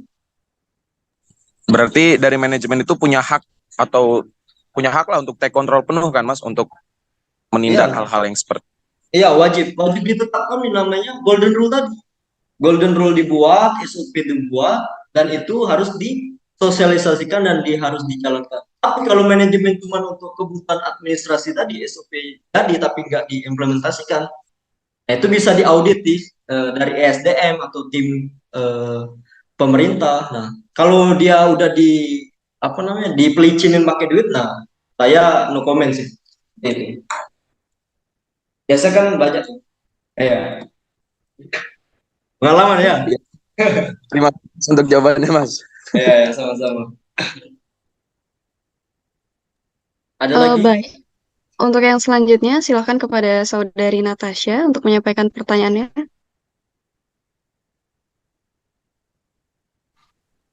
Baik, terima kasih. Izin bertanya Bang sebelumnya, perkenalkan nama saya Natasha Sabita, NIM 119370044, angkatan 2019. Jadi saya ingin bertanya mengenai ini sih Bang, peluang kerja ataupun peluang karir di HSE Officer Bang. Apa? Bisa diulangi Mbak? Peluang kerja ataupun peluang karir Bang. Oh, peluang karir. Jelas nggak Bang suara saya Bang? Jelas. Jadi kan tadi ada slide itu Bang mengenai bahwa staff aja itu harus minimal memiliki sertifikasi AK3 umum kan Bang. Iya. Nah sedangkan untuk fresh graduate sekarang ini kan untuk sertifikasi AK3 umum tuh kan biasanya memiliki minimum pengalaman kerja tuh Bang. Iya. Apalagi sertifikasi POP gitu. Nah, terus untuk peluang kerja bagi fresh graduate di HSE Officer tuh gimana ya, Bang? Kan tadi itu aja untuk kalangan staff aja kita butuh sertifikasi AK3 umum, kemudian ISO, kemudian POP gitu, Bang. Iya. Siap. Nah, Ada itu lagi? Bang. Udah, Bang, cukup itu aja. Terima kasih ya Mbak Natasha. Untuk peluang kerja sendiri, saya nggak langsung jadi group leader dulu tahun 2020 ya. Tapi saya tuh dari bawah. Nah, saya berproses Mbak. Jadi nggak ada tuh orang yang baru tamat kuliah misalnya langsung, atau anak direksi itu langsung jadi group leader misalnya. Itu nggak bisa. Karena apa? Dia akan yang namanya dari pengalaman juga dia akan apa itu namanya. Nah, tapi untuk peluang sendiri, saya kan dulu SMA langsung tuh dari Santo Yosef Lahat saya langsung melamar kerja dulu. Nah, melamar kerjanya peluang saya tuh sebar CV sebanyak-banyaknya dari LinkedIn, dari Facebook, apa namanya, loker dari Facebook tentang tambang, dari temen, dari mana, pokoknya saya sebarin semuanya CV. Saya menutup tuh tentang namanya standar dari wajib D3, wajib sertifikasi, wajib pengalaman. Itu saya tutup mata dulu. Nah, saya sebar tuh sebanyak-banyaknya. Apa CV tadi? Nah, jadi kalau kita sebar CV sebanyak-banyaknya, kita tuh ada peluang, Pak, untuk ada pemanggilan atau wawancara tadi.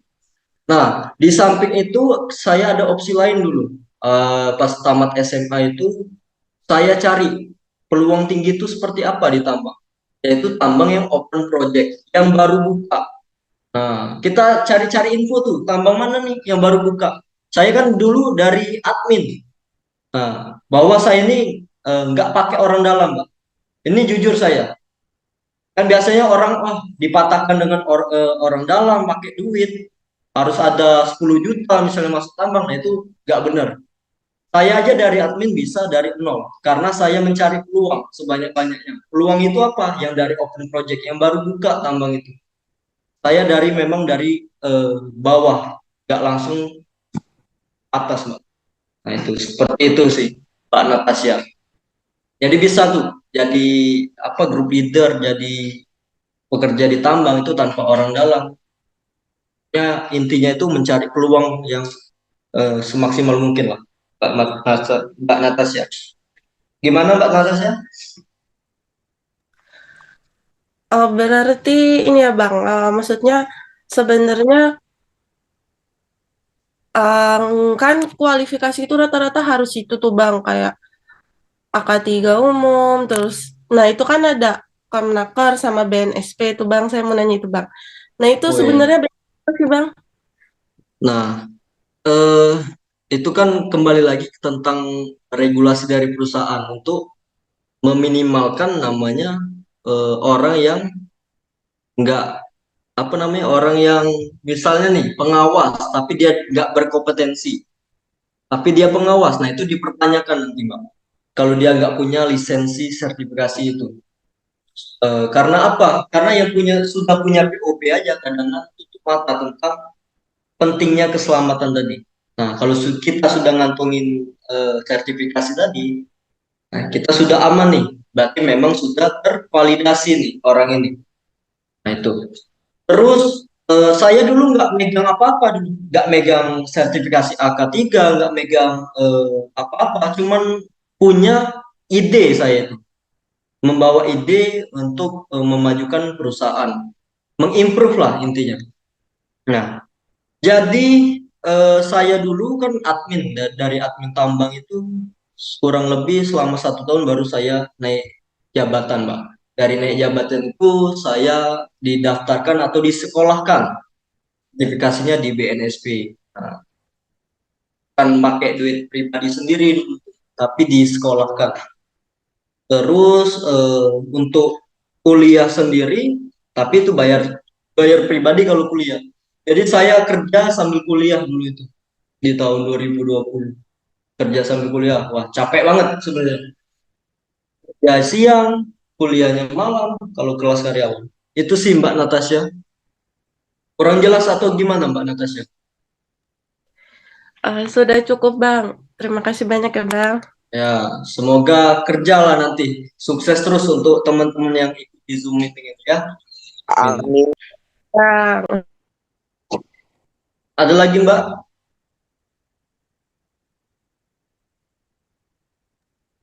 Mungkin yang terakhir, mengingat keterbatasan waktu kita, yang terakhir dari Saudara Morris, saya persilahkan. Baik, terima kasih MC atas waktu dan tempatnya.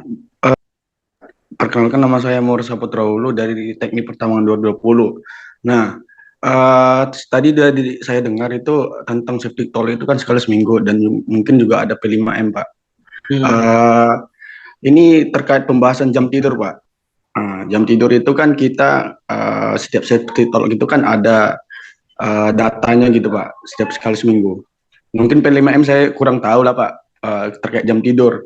Nah, tapi secara aktualnya kondisi lapangan kadang dari pihak operator itu kadang berbohong Pak terkait jam tidur. Karena apa alasannya? Mungkin karena mengejar target produksi tadi Pak.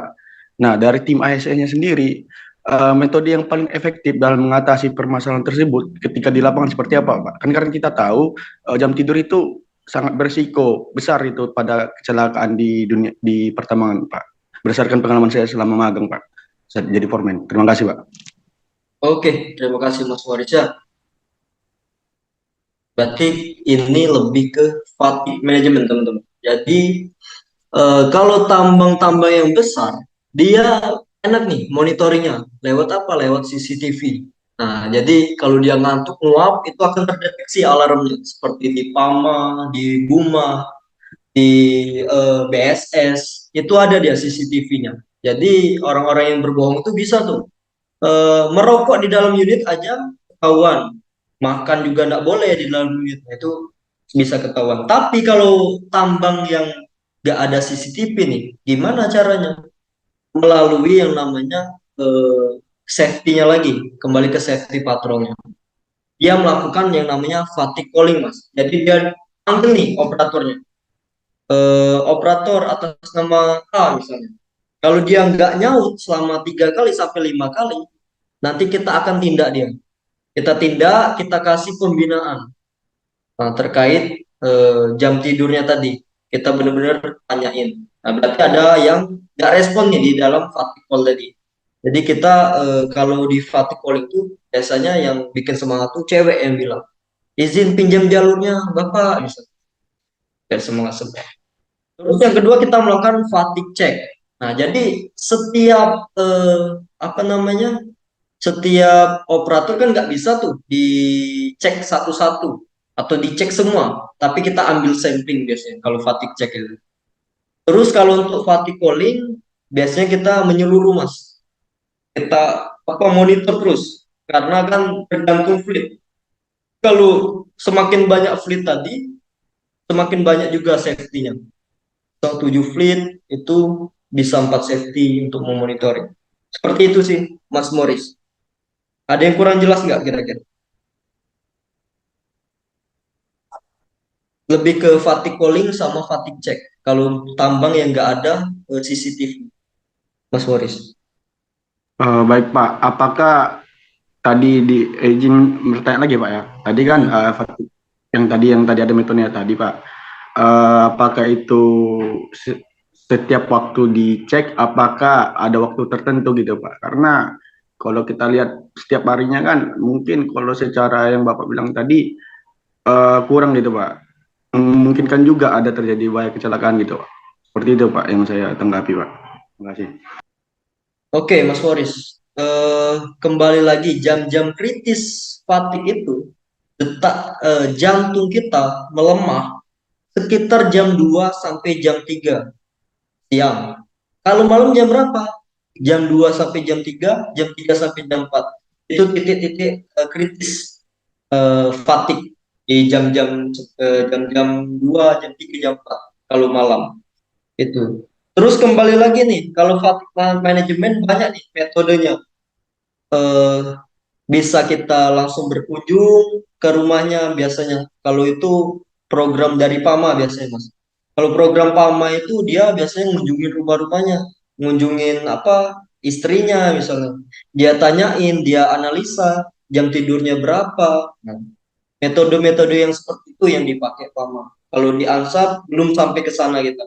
Tapi lebih ke fatigue calling, fatigue monitoring di jam-jam kritis. Seperti itu sih Mas Morris Saputra. Oke Pak, berarti yang saya tangkap selain ada jam-jam di kritis tadi Pak, mungkin ditekanin ke pengawas lapangannya mungkin kali Pak ya. Untuk kalau pengawas itu wajib Mas Morris memvalidasi beneran dia. Jadi di apa form checklist inspeksi fatigue itu atau form checklist P5M itu dia benar-benar memvalidasi di sana. Kalau memang dia bohong, ya kita kasih pembinaan ke operatornya. Biasanya seperti itu, Mas Morris. Kalau dia bohong. dari fatigue calling dia nggak respon, biasanya langsung kita kasihkan pembinaan, Mas Moris. Seperti itu sih. Baik, Pak. Apakah kalau izin bertanya, Pak ya? Jadi Aman-aman. kalau sudah terjadi suatu kecelakaan karena alasan jam tidur tadi, mungkin untuk sanksi terberatnya apa ya, Pak? Dikeluarkan apa gimana ya, Pak? Oh, benar. Nah, kalau kembali lagi ke fatigue ini kan, eh, kalau ke fatigue, dia kalau di dalam laporan investigasi itu minimal punishment-nya itu kalau diansap SP3 atau enggak PHK. Nah, sebelum kita mempaniskan orang, ada nggak sih kita melakukan pembinaan terlebih dahulu, mencegah si karyawan ini tidak fatigue. Nah, di situ. Karena yang namanya fatigue ini, dia kecelakaannya berat atau masuk ke kategori high potensial. Nah, dari validasi pengawas itulah yang kita butuhkan, Mas Morris. Kalau pengawasnya juga loss aja, tanda tangan aja, ya ya gimana lagi, berarti pengawasnya yang kita kasih punishment itu sih. Nggak melulu tentang driver kita. Itu, Morris. Baik, Pak. Terima kasih, Pak. Cukup jelas, Pak. Oke, mantap Mas Morris ya pertanyaannya. Siap-siap. Baik, Pak. Baik, mengingat waktu yang memang sudah malam, jadi kita akhiri saja sesi tanya jawab kita pada malam hari ini. Untuk yang selanjutnya akan ada sesi kuis. Silahkan kepada teman-teman untuk join ke kuisis yang nanti akan di-share di chat, di kolom chat.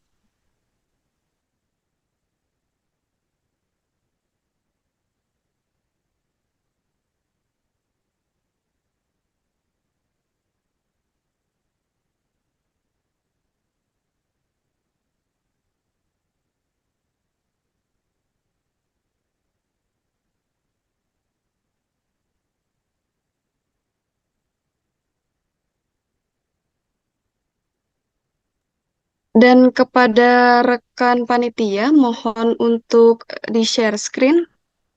Dan kepada peserta, silahkan untuk join ke kuisnya. Perlu diingat format penamaannya, yaitu nama lengkap, NIM 3 digit NIM terakhir, dan angkatan. Dan untuk pemenang kuis akan diambil 3 teratas, dan ketentuannya ketika 3 teratas pemenang tidak membuat nama sesuai dengan ketentuan, maka akan didiskualifikasi.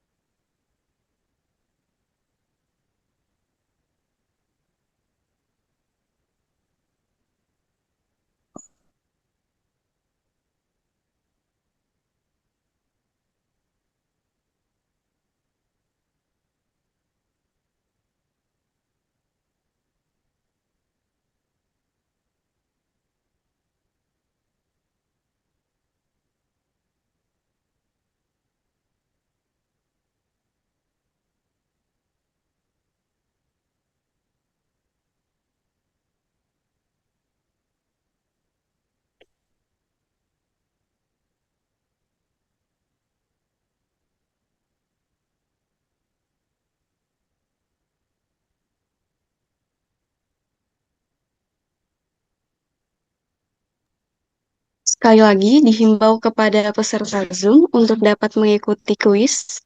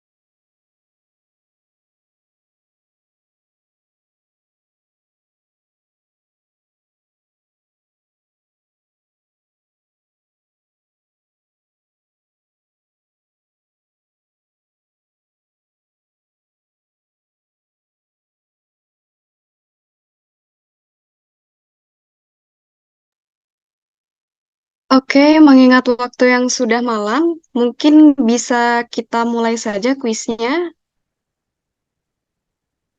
Ya, silahkan dimulai.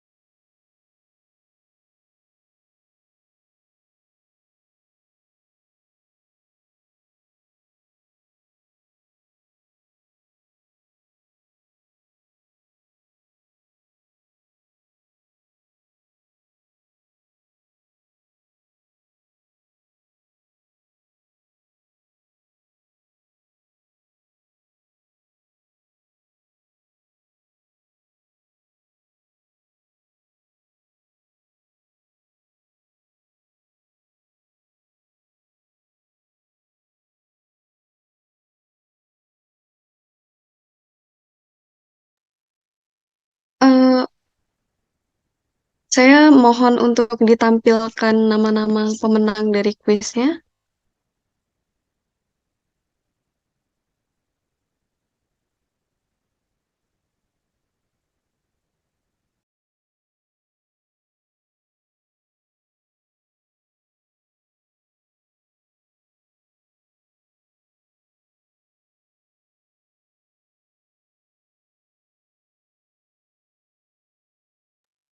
Sebelumnya saya ucapkan selamat kepada para pemenang kuis. Namun saya sangat mohon maaf sesuai dengan ketentuan yang telah saya sampaikan sebelum kuis dimulai, bahwa format penamaan pada kuis harus mengikuti format yang telah saya sebarkan, yakni nama lengkap, 3 digit terakhir NIM, dan juga angkatan. Jadi saya mohon maaf yang sebesar-besarnya kepada Saudara Rizky Novadilah, Muhammad Rizky Saputra, dan saya ucapkan selamat kepada Saudara Alexander Andika, Rizky Divano, dan Rido Wiranata. Silahkan untuk menghubungi kontak person yang telah tertera di kolom chat meeting. Terima kasih.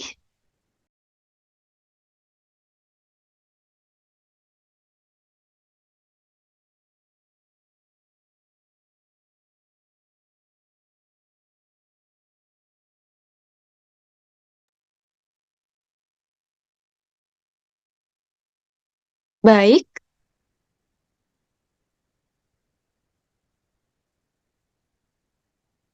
kita akan masuk ke sesi selanjutnya. Pada sesi selanjutnya, kita akan melaksanakan sesi penyerahan e-sertifikat yang akan diserahkan atau yang akan diwakilkan oleh Kepala Departemen Eksternal, Saudara Akbar Aprian. Apakah sudah bergabung di dalam Zoom ini?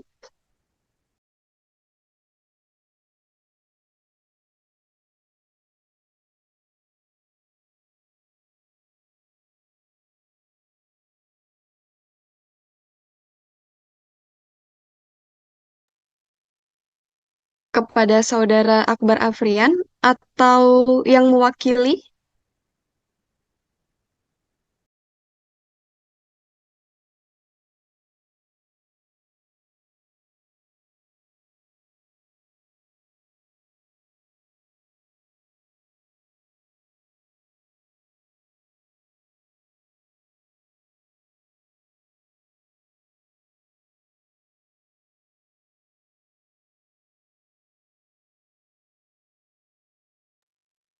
Saya ulangi, untuk penyerahan e-sertifikat ternyata dilaksanakan oleh Ketua Himpunan Mahasiswa Teknik Pertambangan ITERA kepada Saudara Daniel Gomustua Sitohan. Saya persilahkan, waktu dan layarnya saya persilahkan. Baik, terima kasih Sebelumnya, Ibu. izin masuk eh, untuk host dan Bang Daniel. Sebelumnya untuk Bang Rido boleh lempar hostnya ke saya untuk share screen. Terima kasih.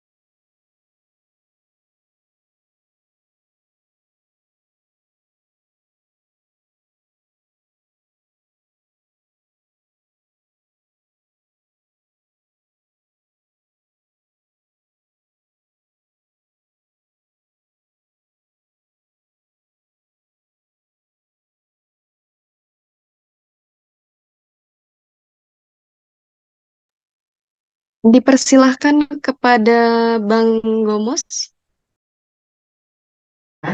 Oke, baik. Terima kasih untuk MC atas kesempatannya. Sebelumnya saya ingin bertanya kepada MC, apakah suara saya sudah terdengar jelas? Sudah, Bang. Oke, baik. Terima kasih. Sebelumnya saya ingin mengucapkan terima kasih banyak dan apresiasi juga kepada Bapak Irfan Nurhadi Laksana. Terima kasih Pak yang sebesar-besarnya sudah mau meluangkan waktunya, ilmu, dan pemikirannya untuk sharing-sharing terkait dengan ilmu K3 di dunia pertambangan Pak. Nah, mungkin tidak ada yang bisa lebih kami berikan kepada Bapak selain ucapan terima kasih, dan mungkin di sini kami juga ingin memberikan sebuah sertifikat apresiasi kepada Pak Irfan. Mohon diterima Pak. Dan juga semoga ilmu yang Bapak berikan itu dapat menjadi manfaat juga bagi kami masa MTA dan juga dapat menjadi amal ibadah Bapak Irfan Nurhadi. Nah, sukses selalu untuk Pak Irfan Nurhadi dalam dunia kerja, dan harapan kami ke depannya juga untuk tali silaturahmi ataupun komunikasi kita tidak terputus hanya sampai di malam hari ini aja Pak. Kemungkinan semoga ke depannya kita dapat juga saling bekerja sama, biarpun nanti tidak di ruang lingkup HMTA ataupun mungkin di dunia kerja nantinya Pak. Mungkin itu saja yang bisa saya sampaikan. Kurang lebihnya saya mohon maaf. Terima kasih. Baik, terima kasih juga Mas Daniel atas undangannya juga ya, untuk rekan-rekan semuanya. Ini first time juga nih, apa namanya, di forum online ya.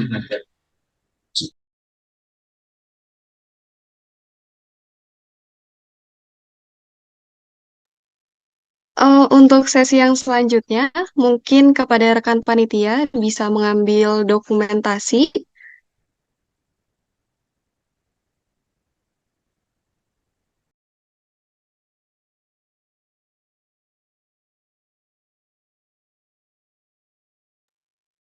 Pada rekan panitia yang ingin mengambil dokumentasi, apakah sudah ada? Ayo, abang atas kalian yang masih off cam, biar on cam semua biar bisa diambil gambarnya.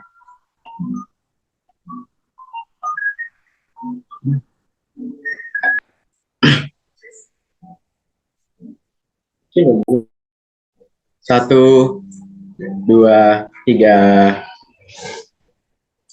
Sekali lagi ya guys. Bentar. Satu, dua, tiga.